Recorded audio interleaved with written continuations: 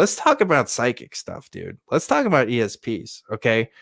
Here's my experience with the ESP stuff. I have no experience. I have no experience with any psychic phenomenon ever in my entire life. Every single thing I've ever encountered has been stories in books, stuff on TV, or callers in this show. I've never even had an anecdote to tell you. So, but you're more open to that. So I am definitely very much more open to that. It comes from having a wide variety of early age experiences with stuff it's none of it's like life changing in the sense of, a premonition about a plane crash that then I wake up in the next day, but there's so much evidence about that kind of stuff. And also just, I think, pretty good parapsychological research in different areas dealing with, again, anomalous cognition, this ability for people to share information through the other senses or outside the realm of the normal senses. It's obviously a very contentious area. In the weekly show that we do for the Anomaly Archives on Wednesday nights, we were just talking about a variety of experiments that have been done over the years. Obviously, there's like. Can you give an example? Like, what does an experiment look like? Well, the remote viewing experiments are the ones that I'd probably be the best able to describe. And this, this was the research that was pioneered out at Stanford Research Institute in the 1970s. At the time, the researchers who were doing it, one of whom is here in Austin, Hal Plutoff, he and other researchers were doing these remote viewing experiments. And what remote viewing is the way they started was they would have somebody back at the lab in a relaxed state with another attendant with them, and they were considered the receiver, and they had another person who was considered the sender, and the sender would pick like an envelope, a randomly selected envelope with coordinates or an address, and they were to go there and experience the location and try to send their sense perceptions back to the person in the lab. And the person in the lab would then, at a predetermined time, write down their sense impressions or do some other kind of recording of their impressions of what they thought was being sent to them. What they eventually found was that they could do this without the sender. And it became literally like, okay, we're going to select this random, a random target, and the target is going to be some coordinates. And at first the coordinates were latitude and longitude, but of course, obviously some people are smart enough to memorize that kind of stuff. And that would be a way of quote unquote cheating.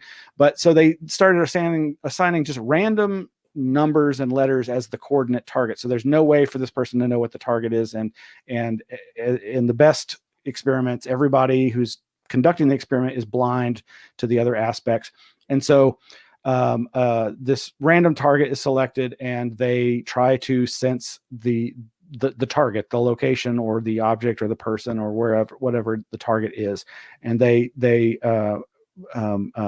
describe through verbal verbalizations or drawings, or in some cases like actual like kinesthetic sculpting of material.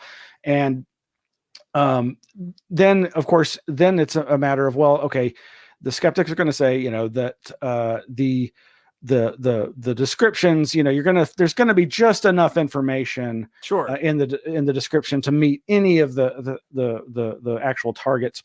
And if I'm remembering correctly now, the process that developed was you would have somebody else that's blind to the experiment, like look at the pool of targets and look at the results of those actual experiments and try to match up, like, does any of this receiver's description match any of the targets?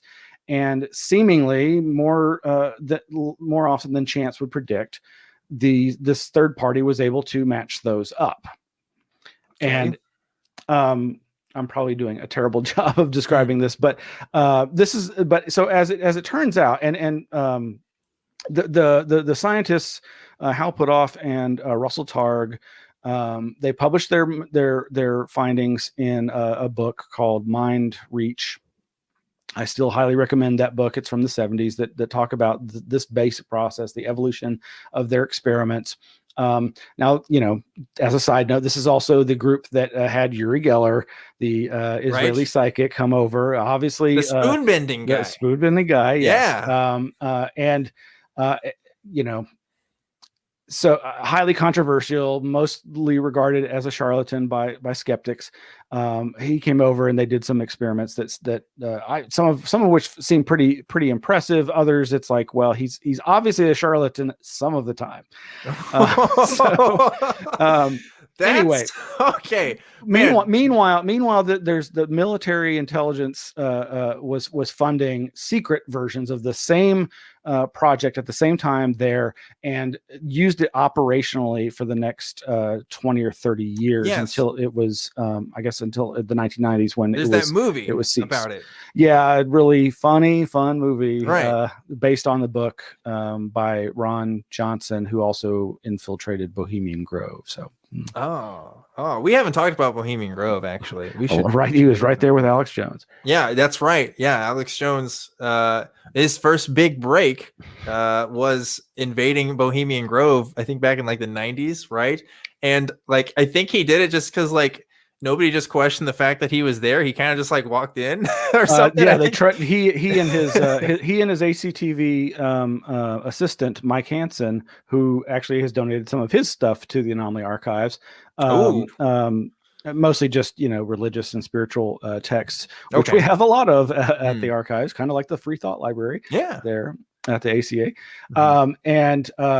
So. Yeah, where was I going with that? Ron Johnson was kind of goaded Alex into that expedition.